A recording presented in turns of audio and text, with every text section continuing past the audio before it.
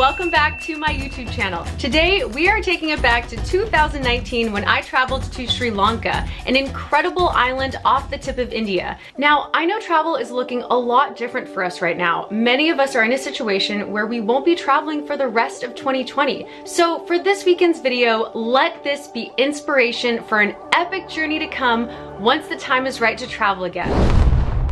There are so many islands to travel in this world, so why choose Sri Lanka? If you like lush, verdant landscapes, ancient ruins and wonders of the world, golden beaches, wildlife, crazy, delicious, healthy food, friendly and welcoming people, then Sri Lanka is the place for you. Traveling Sri Lanka is relatively easy, but it can be a bit chaotic, so it's always best to do some research and plan your trip out in advance, which is why I'm here to help you do just that. Let's get into some of the best things to do, sights to see, and a few things to know before your sometime in the future trip to Sri Lanka.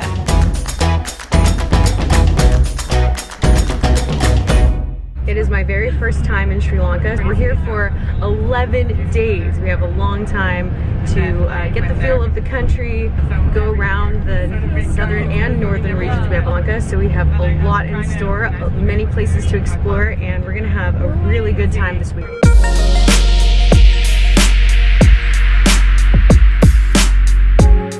Surprised at how little I've heard about Ayurveda. So combining Ayur, life, with Veda, science, Ayurveda is one of the world's oldest holistic wellness systems based on restoring balance between mind, body, and spirit. This can be done through exercise, diet, meditation, and the right organic treatments. They make all of these different plant-based ingredients by fermenting them into elixirs. Ayurvedic medicine has been passed down in Sri Lanka for 5,000 years. Traditional Ayurvedic programs will help cleanse, detoxify, and rejuvenate mind and body. I was able to talk to the doctor and receive a customized treatment of organic teas. We are going in for the full spa treatment and a traditional head-to-toe body massage. Ayurveda is not a substitute to medicine, but it helps with detox, weight loss, strengthening mobility, and prevention of diseases. When you're in Sri Lanka, visiting the market can really give you an experience of seeing how the local people buy and sell their food on the day-to-day. I visited one of the primary hubs for fresh seafood, the Galle Fish Market right next to the beach. The smell of the fish market is very strong,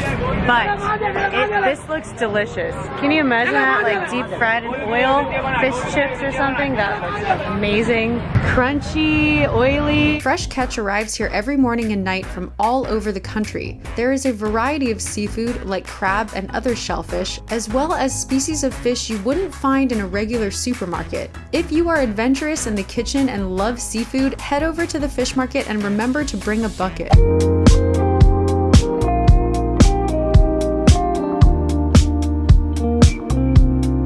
So we just watched this woman make cinnamon. It's actually a very intensive process. This small part put the inside, join together 1 meter without sun 10 days, same like that. Did you know that 90% of the world's highest quality cinnamon comes from Sri Lanka? Cinnamon has been big business in Sri Lanka since the Portuguese arrived in the 16th century and gained a monopoly on the spice trade. And the country remains one of the world's leading suppliers in high-quality Ceylon cinnamon. Cinnamon Island is indeed a tiny island on Kogala Lake in the deep southern region of the country. I visited the home of a local planter and learned the story of cinnamon from soil to stick.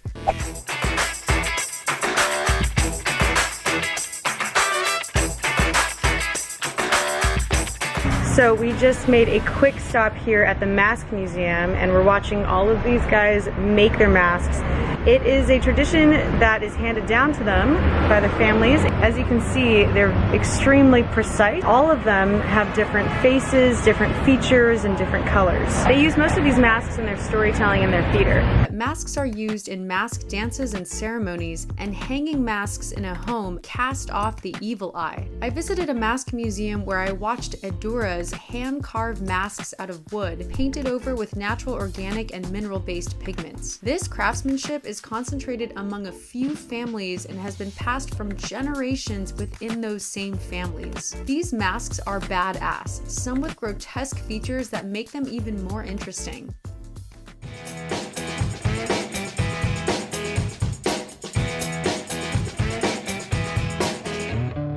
One of the most essential Sri Lankan experiences is to spend a day at the beach. It's a little rough, so we'll take it easy.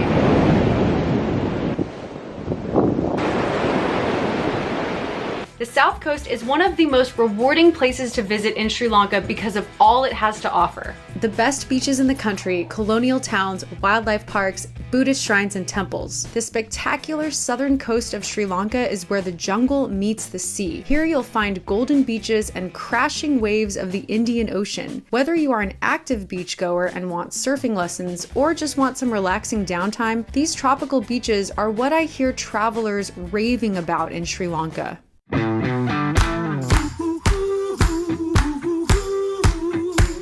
We just walked into this old town here in Sri Lanka and it's called the Galle Fort. Galle Fort is the cultural capital of the South thanks to the unique combination of European architecture and South Asian traditions. This seafront colonial town used to be an old Dutch fort 300 years ago and barely seems to have changed. Today, these old beautiful buildings have been turned into trendy shops, cafes, and restaurants. This town is a UNESCO World Heritage Site and has been so well preserved, it's like walking through a time warp. The streets are paved and free of traffic, lined with old villas, churches, and other remnants of the Dutch era. The best way to spend your time in Galle is to visit during mornings and evenings to avoid busy streets. Take a walk around the town, visit cafes, and definitely order some delicious Sri Lankan food. Finish your day off watching the sunset at the fort's wall.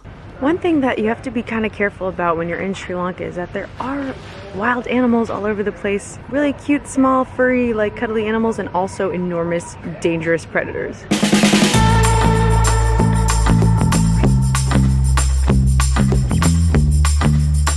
You need to be on alert for wildlife in Sri Lanka. I'm not kidding, it's everywhere. There are lots of monitor lizards and they are huge. They won't bother you, but seeing as we don't really get lizards anywhere this big in California, they are something you have to get used to in Sri Lanka.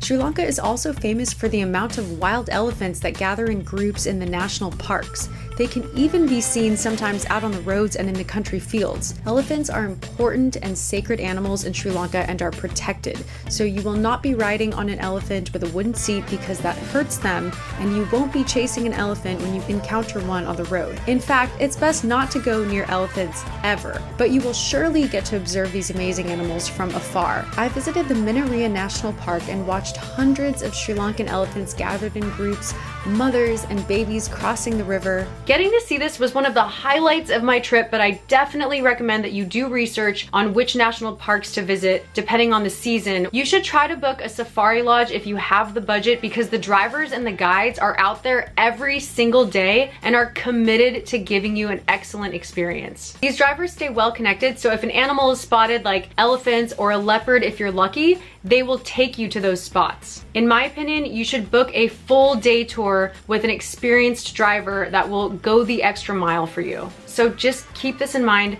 Many travelers have bad experiences with these parks, and the reason is they book a short and cheap game drive through the park. So the drivers have to stick to the main roads, and there are just so many Jeeps around the entrance. The sheer amount of Jeeps scare away the animals, and most of the time you're just coughing up dust from other Jeeps all over the place. So let's try and be sustainable and organize a full day tour so that you get the full experience and you're able to see the animals in a natural environment and not bombarding and congesting these main roads.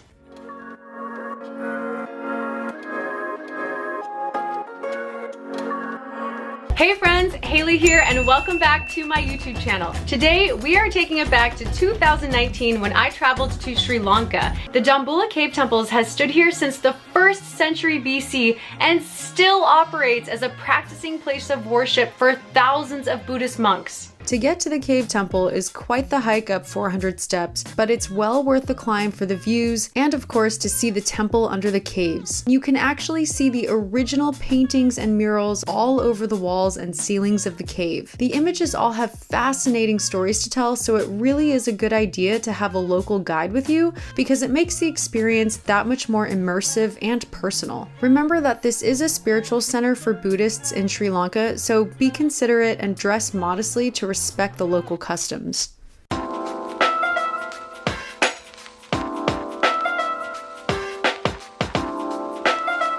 Sigiriya, also known as the Lion Rock, is the most important site you need to see when you visit Sri Lanka, both for the history and for the views. Seriously, this is a spot you should not miss. It's one of the most impressive sites in the world, to be honest. It's thousands of years old and was the royal palace of one of Sri Lanka's ancient kings. For this place and for most of your visits in this country, you should certainly hire a driver. I had one from the moment I landed in Sri Lanka to the end of the trip. It's easy to book a driver once you arrive in Sri Lanka, especially with the help of wherever you decide to stay, be it a hotel, hostel, or Airbnb. It's also easy to communicate because most people speak English. Sigiriya is located in the middle of the country, so you could get there from the big city Kandy, which is a popular destination for tourists and a city that you'll most likely visit when you're there. So I stayed at the Habarana Village Hotel. They helped me coordinate my visit to Sigiriya and also coordinated my safari to Minneriya National Park. When you arrive at Sigiriya, remember to be on alert for wildlife. There are monitor lizards and monkeys everywhere. You can visit the museum and learn more about the fortress, and then you'll make your way down a dusty road to the beautiful water gardens. These are some of the oldest landscape gardens in the world. As you walk down the path, you'll start to get a glimpse of Sigiriya. Once you reach the base, you will climb over 1,000 stairs, and the views will give you a sense of how high you're going to climb. It's not the easiest hike, but you have plenty of places to stop and rest, so bring the hiking essentials. Plenty of water, a hat, snacks, sunscreen, and good walking shoes. You will be elated by the time you reach the top, and the ruins at the top are astounding. You're going to want to spend some time up there taking it all in. The fact that a palace was built this high is nothing short of an incredible sight that you're allowed to climb up and explore. While I was staying at Habarana Lodge, I had the pleasure of taking a private cooking class and chef demonstration by the chef himself, Sunanda Kumar.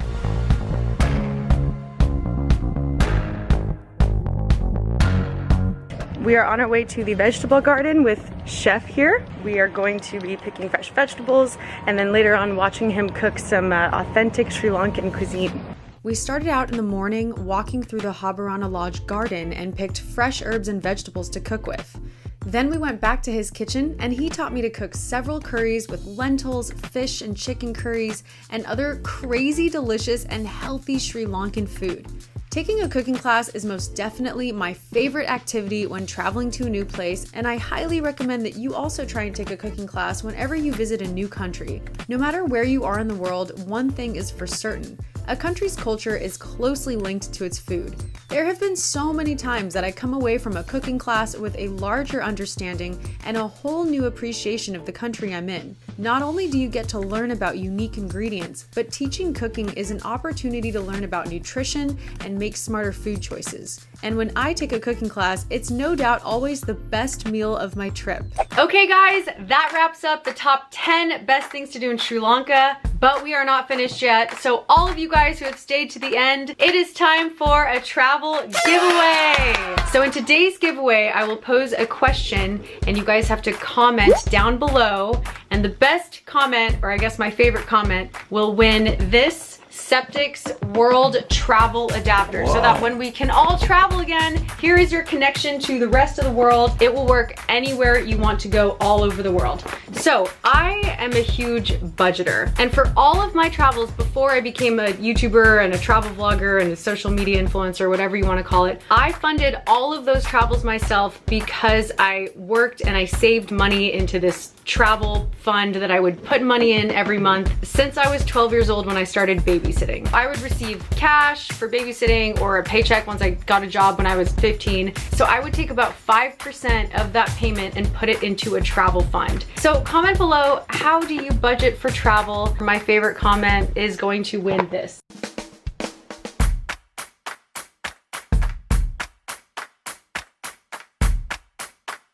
Thank you guys for watching, and until next time, take on the world.